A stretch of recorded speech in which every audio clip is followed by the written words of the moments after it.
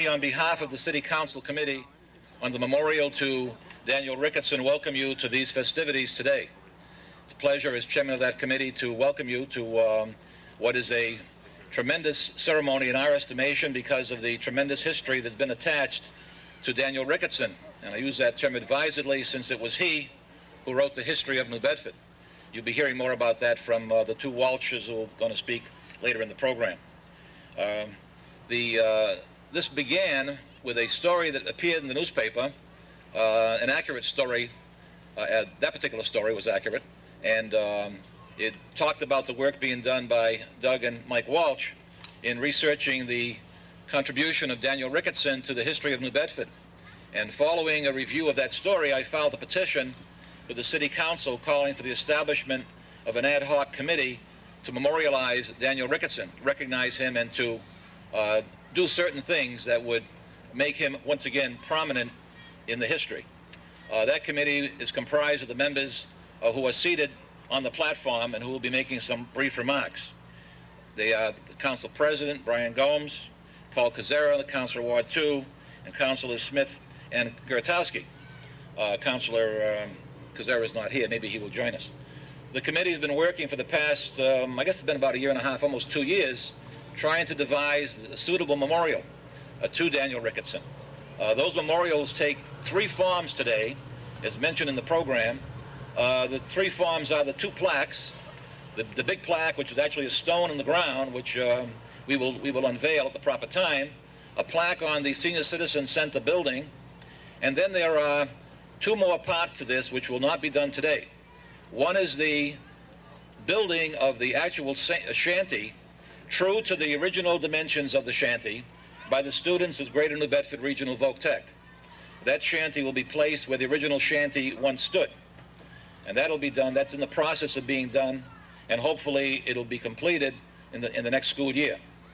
We're also doing a miniature model of the original Brook Lawn mansion of Daniel Ricketson. That's being done by the architectural drafting students, the carpentry students at Greater New Bedford Regional Voc Tech High School. And that also will be, at some point in time, displayed. The question of displaying it in the shanty or displaying it in the Senior Citizen Center hasn't been really finalized yet, but it'll be on display. So there's sort of a 3-part dedication, and that is something you can look forward to. I've been sort of trying to string out my remarks, hoping that Reverend Kellaway would show up, but he's still not here. I'm going to ask now the members of the committee to make some remarks. Following me, the Council President, who's been a member of this committee from its inception, Councilor Brian K. Gomes.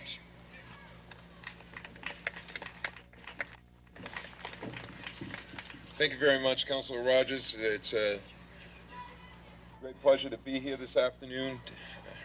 The committee has worked very hard under the direction of Councilor Rogers, along with both Walsh brothers, and it's been a pleasure. There's much to be said, and I'm going to leave that to the Walsh brothers because they're the ones that started this. I'm just happy to be part of this historical moment in the city of New Bedford as we dedicate another memorial and remember the contributions of a person that contributed to the city of New Bedford. I thank you for the opportunity and have a great afternoon. Perfect timing. That was Councilor Gomes, as Council President, gave the greetings of the council, really. And so now at this time, it's my pleasure to introduce Reverend Richard Kellaway, who will do the invocation. Reverend Kellaway.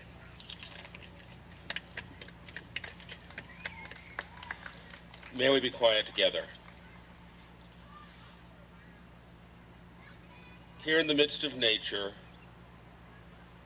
within this sacred sanctuary of the Spirit, we gather to celebrate the life of one who chose to withdraw from the workaday world, to commune with the essential spirit of life, to reflect on its myriad manifestations, and to share his responses with kindred spirits.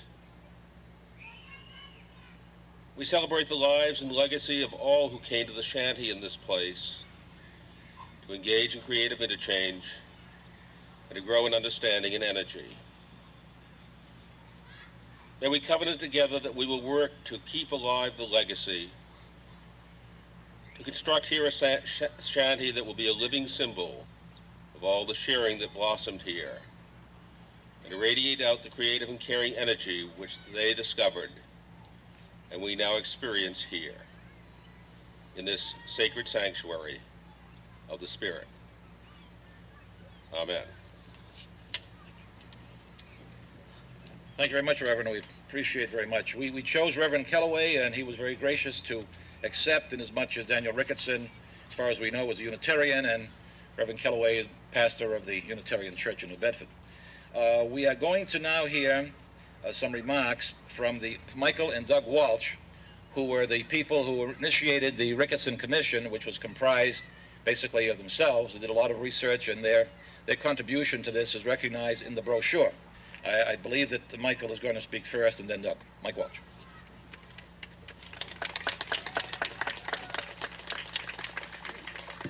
Thank you.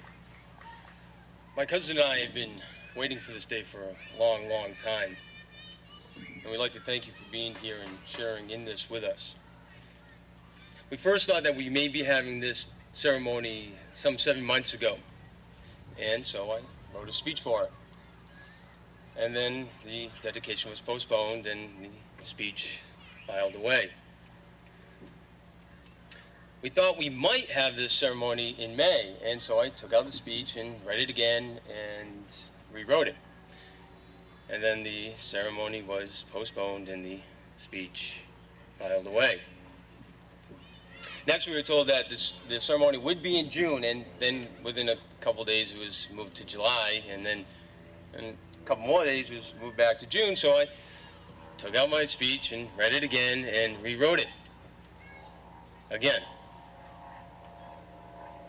When I was finally finished with it, I sat back and I looked at it and I said to myself, you know, damn, this is a good speech. It said everything that I wanted it to say. It talked about how my cousin and I became involved in researching the life of Daniel Ricketson. It talked about the past, the present, and the future of Brooklawn Park. It talked about the fight between local preservationists and city officials during the 60s and into 1970 over the fate of the Ricketson house, a house which once stood where you now see a parking lot.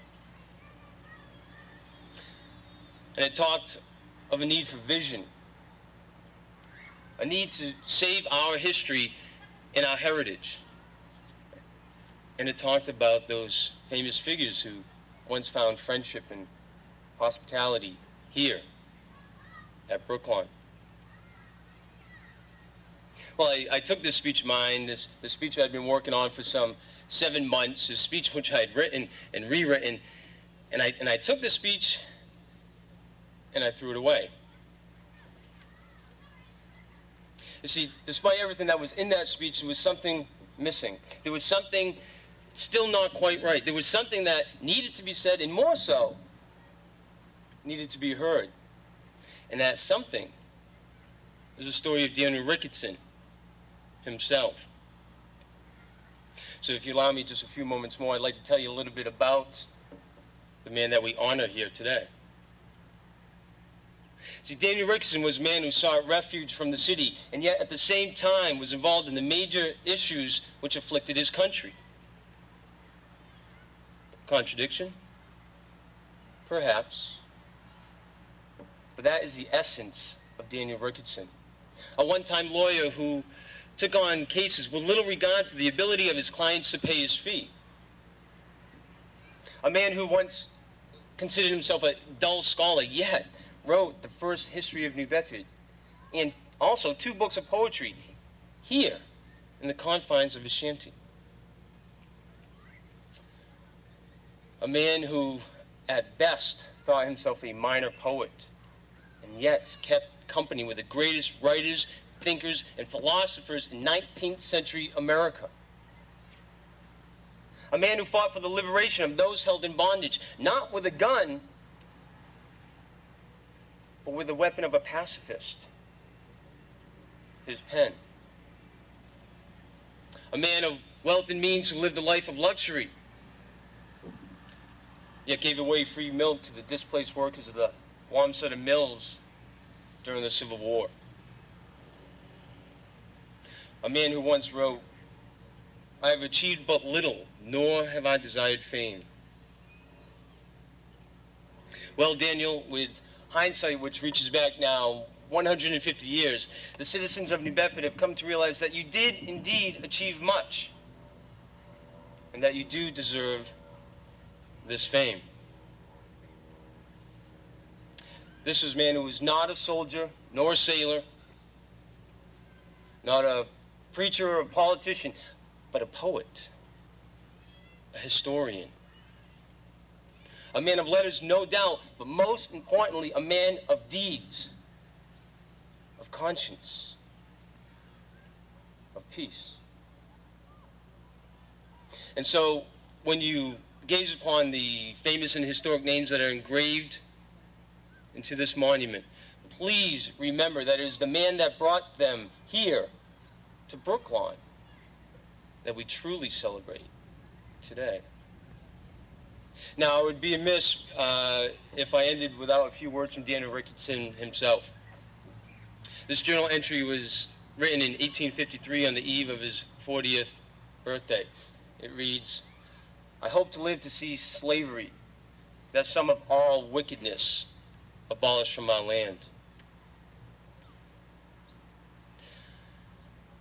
That the quarrels of nations settled by arbitration and war to become obsolete.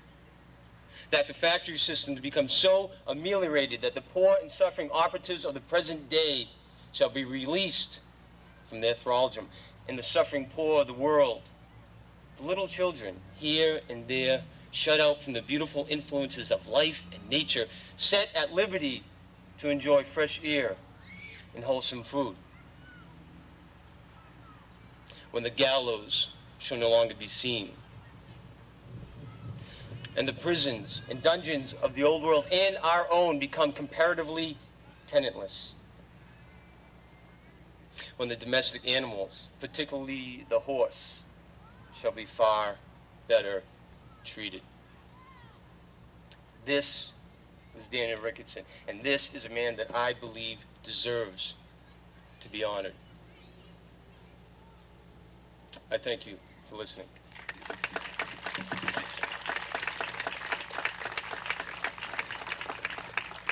Thank you, Mikey. Now you can see why we kept postponing this. We knew he was going to come up with a great, great speech. If we postponed it long enough, he'd come up with this great speech. So we're better than our madness. My pleasure to introduce Doug Walsh.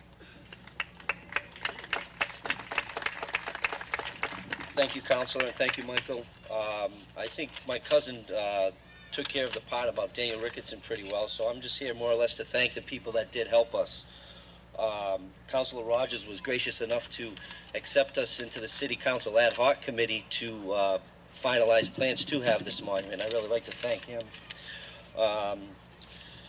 There's been a lot of other people who have helped us from this community. Without their research and assistance, we probably would have never had this day. First off, I'd like to thank Mr. Bobby Gomes of New Bedford Vogue Tech. He was the first person to contact us after the article was written. Soon, Mr. Gomes and his students will have a replica of the shanty standing here at Brook Lawn where it belongs. Secondly, I'd like to thank Mr. Peter Berthium, a friend of ours who provided us with information about Daniel Ricketson's brother and put us in touch with Sheriff David Nelson, who turned and graciously invited us to his home and allowed us to look at his personal collection of New Bedford newspapers and artifacts. We truly appreciate their interest and assistance. We'd also like to thank Mrs. Nancy Pierce, who let us photographs of the Ricketson home and shanty, which she had taken just prior to the house being torn down in 1970.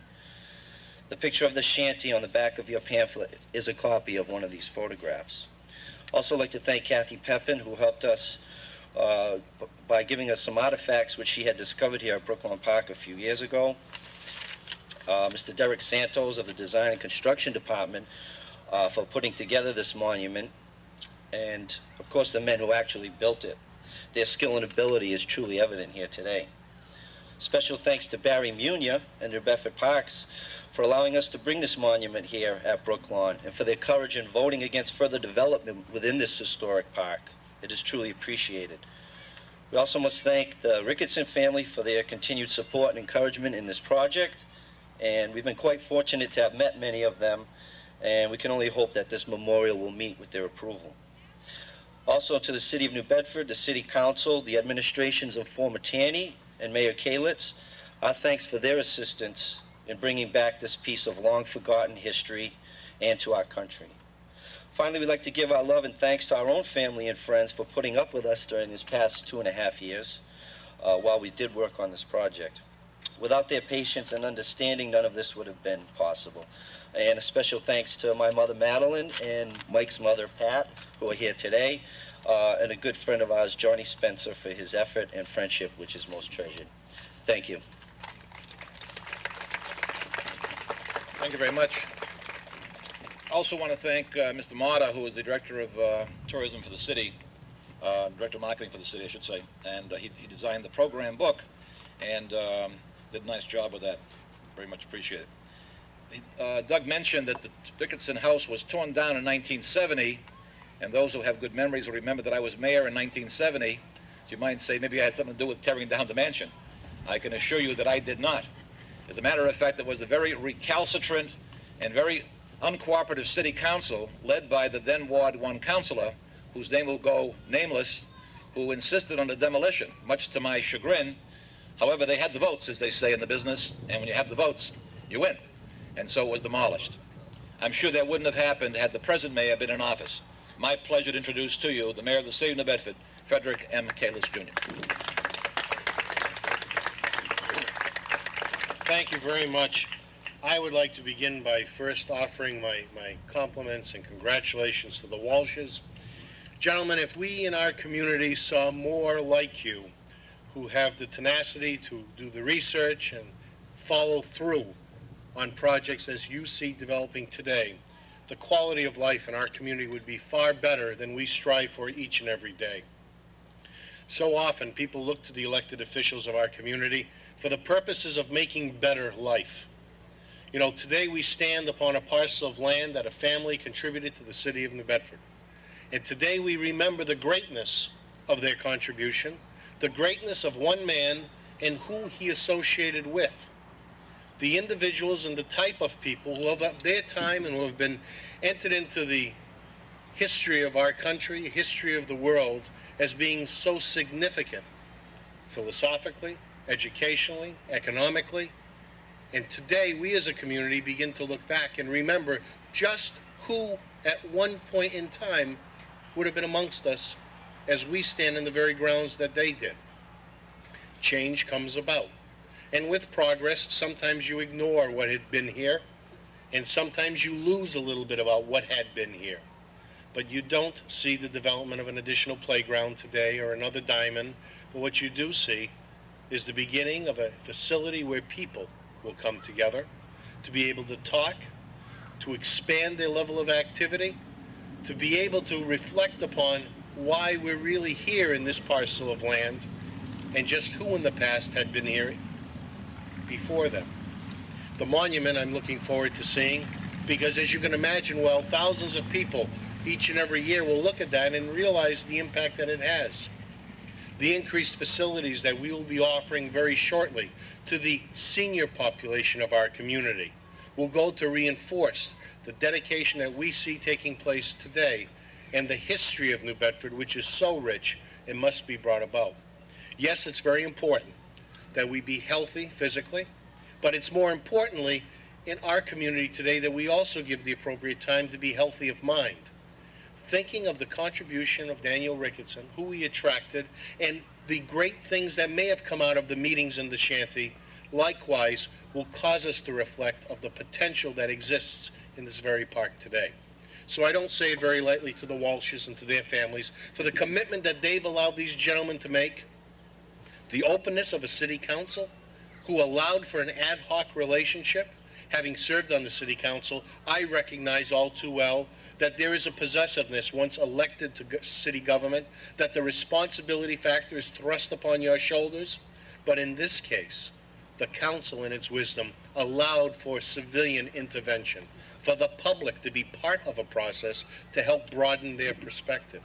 And I'm pleased as a new mayor in the city of New Bedford, after now approaching my 6th month in office, that we were able to bring back some of the spirit that was hoped for in the past, that will continue in the future. Yes, Daniel Ricketson lives today in this park, in its young and in its old, but more importantly, in the realization that a community has finally taken the moment to recognize that very, very valuable contribution. Thank you very much.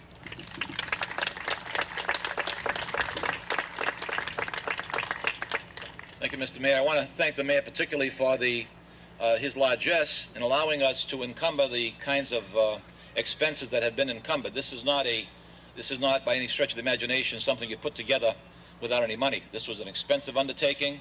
The memorials themselves certainly involve an expense. The refreshments to which you're all invited in the Senior Citizen Center following the unveiling of the memorial, the sound system itself, the rest of the things that all cost money, the program. I mean, it's something which costs money. And you say, well, it's only a small amount. What's $1,000 or $2,000? Well, it isn't that easy because there are all kinds of people coming to us constantly for money. And we're very more than likely able to say, oh, by all means. But of course, the buck stops in the corner office, and the mayor has to ultimately approve the expenditure of those funds. And we're very pleased and gratified that he was able to do that, and so we thank him for it. I'm going to ask now for the other two members of the committee who are here, particularly the one I'm going to call on now to make remarks, since this park is, for the most part, in the ward he represents, Ward 1 Councilor David Garotowski. Thank you, Chairman Rogers, Reverend Kellaway, and Park Director, Mayor Kalisz, members of the committee, part of the Ricketson family, and also, of course, Mike and Doug Walsh. This is a very happy moment for me because it is part of the continuing improvements that we make here at Brooklawn Park that were so needed. As I came into the City Council, I'm not sure what this is for. Somebody, I don't know who that belongs to. When I came into the City Council, it seemed to me that Brook Lawn was always looked at as sort of the neglected stepchild of another park here in New Bedford. And I think that many of my discussions with Barry Munier and members of the Park Board were slowly changing that attitude in the city of New Bedford and making changes here and continuing to make improvements. I lived across from Brooklawn Park. I still do. I had lived there for approximately a year before I even had ever heard of Daniel Ricketson. Didn't know who he was, like probably many of us didn't know who Daniel Ricketson was. Didn't know where this park had come from. I didn't know until my good friends Mike Walsh and Doug Walsh told me about it. And I thought that their explanation of the history of Ricketson was well worth preserving. It was things I didn't know. It was practically in my own front yard, and I didn't know about them. And after a long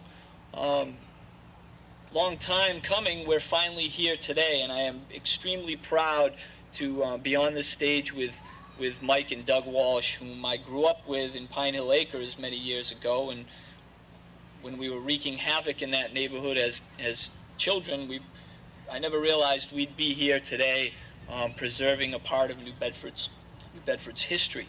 So I'm extremely proud to be on the stage with the two of them. The tremendous history that this park has and that Daniel Ricketson has is interesting to should be interesting to all of New Bedford's natives. But not only that, it's probably interesting to many people who will come here seeking history. Thousands of people that we expect to be visiting our National Historic Park in the downtown. People that visit there will be seeking pieces of history and will want to visit pieces of history. And hopefully we can link this to that National Historic Park and get people who visit there to make the trip down the corridor of Acushnet Avenue and visit this place. And perhaps if we can do that, thousands of people that will visit this monument will travel down Acushnet Avenue and perhaps stop in some of the restaurants there and perhaps be a beginning of revitalizing that Acushnet Avenue area as well. So history and economics and tourism all have a link together, and hopefully this will serve as a small piece to that economic revitalization and tourism in our city. I'm very proud of the monument. It A lot of work went into that. I know that I want to specifically thank Arthur Motter and Derek Santos, who put in a lot of time and looking at all the different ways that we could construct a monument. And I personally bothered them on many occasions, and I really want to thank them for their patience with me and with the committee and a lot of their efforts. They went above and beyond their call to do that. I want to also thank Barry Munier, who was at all the meetings and put in a lot of time and effort. And Barry is very, very proud of these parks. He has a small budget in which to work with, and he stretches that budget a lot and makes these parks the best they can be. And sometimes it goes unnoticed, but certainly doesn't go unnoticed by this councilor. And I want to make a special note to the park board and to Barry especially, who is very proud of these parks and has a tremendous appreciation for what these parks lend to a city. So I want to thank Barry as well. Today, not only did I learn a little about Daniel Ricketson, but today we learned some more. We learned the lessons that Daniel Ricketson has taught us and why it's important to preserve the history here today. We learned that preserving history was important to Ricketson himself, who wrote the very first history of the city of New Bedford. So it was important to Ricketson, and it's important to us, and we do that, and that is a lesson. Philosophy and education were very important. Philosophy and education lead to a better community. All the values that Daniel Ricketson had were through his philosophical ways of thinking, through his education, his interest in literature. Those are lessons that we all need to learn from him. And of course today, as someone who is entering law school in the fall, I learned today the importance of the Ricketson and the lesson from Ricketson of providing legal work at no cost to people, and pro bono work is important. So that's a lesson to me that I'll take with me as I embark on a legal career. We stand again today, and I'm very proud of all of this. It's an important part. As you look behind us, you see the new senior center that will be dedicated to Ricketson as well, and I'm very proud of that. That was something that started, as I looked at it, was such an eyesore. It had been here for 15 or 20 years as an eyesore to this park. It was something that needed to be changed. It started with a conversation that I had with then Community Development Director Lynn Smith on how we could acquire the funds to do that. I then attended a hearing that is part of the process of securing community development money at the Campbell School. I was the only one who testified there at the time at that hearing, the only one who showed up to do so.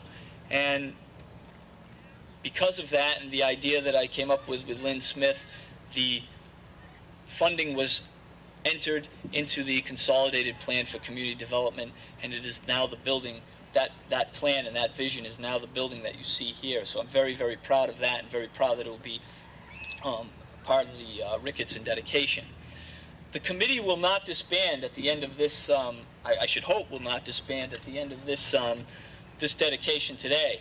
There are still plans that we have to continue this revitalization of Ricketson's name here at Brook Lawn and provide a rebuild of the Shanty, which we're working with Greater New Bedford Regional Vocational Technical High School, and Councilor Rogers has been a great help at providing the assistance from that school to rebuild the Shanty and bring it back here and replicate what was here as part of that history.